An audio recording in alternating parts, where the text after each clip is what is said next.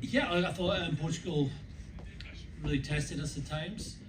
When you play such an ambitious attacking game, you might make errors, and I felt our defence got rewards at times in getting the ball back. But also, if you're attacking, and I thought they were accurate with their attack, so much you're going to cause the defence problems, and they did more in the second half. So yeah, credit to them for that. They brought a lot of physicality and line speed that we had to just adjust and find solutions, and the players did that. Though the first half was probably more clinical at times once we got through a sticky 5-10 minutes. Second half, with the changes we were making, and the fact we didn't have as much possession in the second half, maybe it wasn't as fluent, but that was a good performance and a very good win against a test team. Several players put their hands up for next week. Yeah, and we don't just look at the test, the performance today. We look at what they've been doing in training. There is a lot of competition in our squad. We do have a settled team too, and that team's been performing well. So the competition is good. Might not necessarily transfer to many changes next week, but we'll certainly look at every position on the bench as well, and look at how the players have performed today and this week at training. Whenever it's fit, you're blessed in that back three area, and Aaron's kind of added to that mix again, isn't it? After that, I found did really well in the summer as well, and it's building that today. Yeah, and I think obviously Kyle Rowe being back available and Darcy for this game has meant we've got more options this week than we did going into South Africa. Tom's now played 2.5 games at fullback, so he's really in the mix of fullback, and Aaron Reid was excellent today.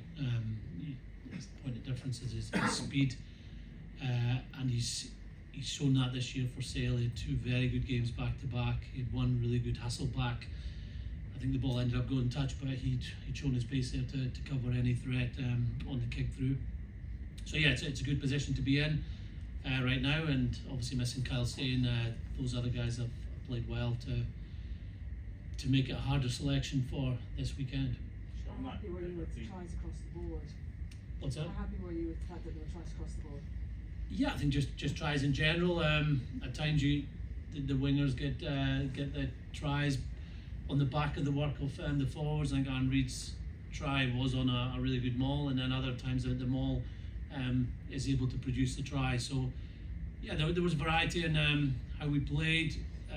Maybe in the first half we went to the width as our first option, but the second half, or times during the end of the first half, we were carrying more direct, and that was opening up space.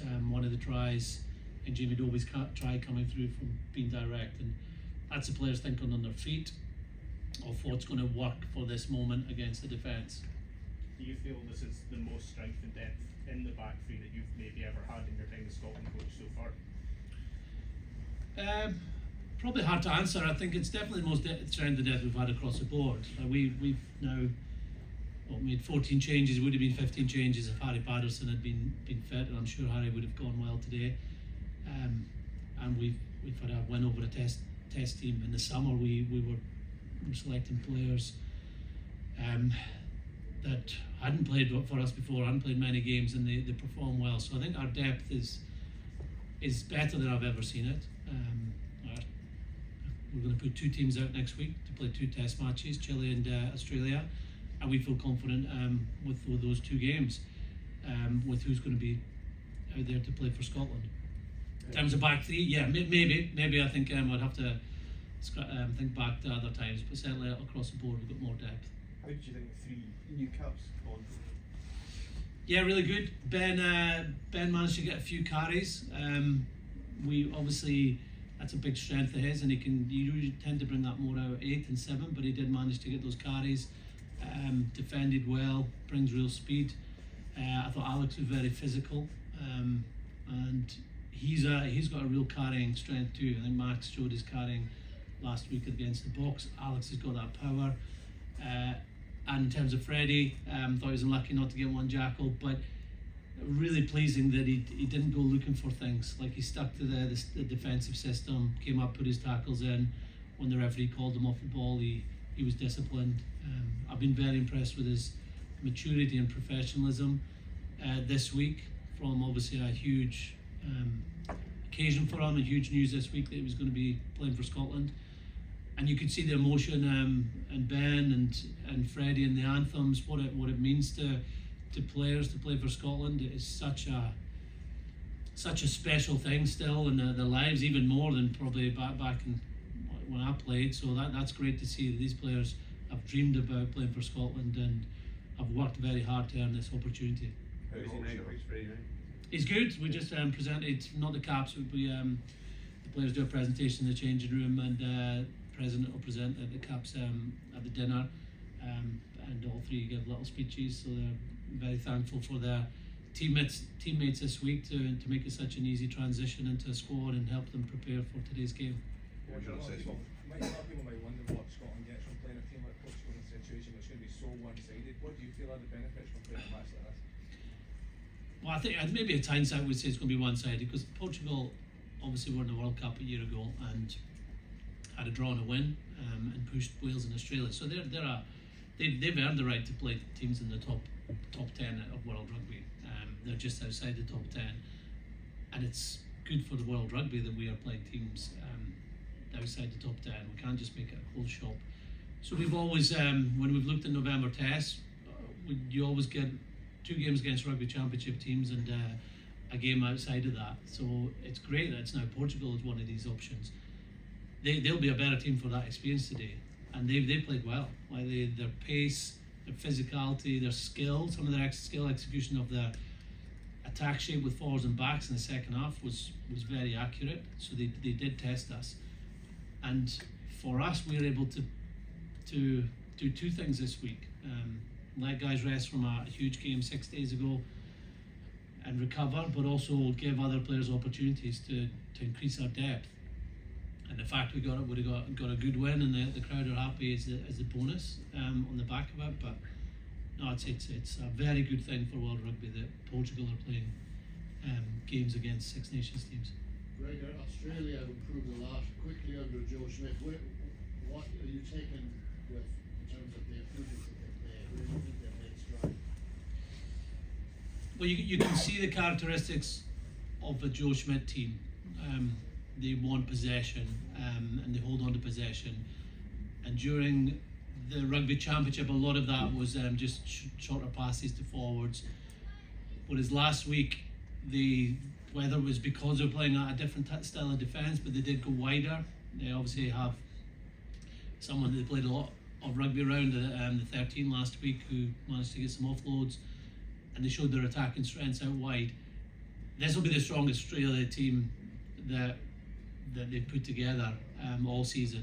Nick Skelton wasn't available or didn't play in the Rugby Championship either, was Karevi. Now they've got Jas, I think they're calling them, Suali, who's now available.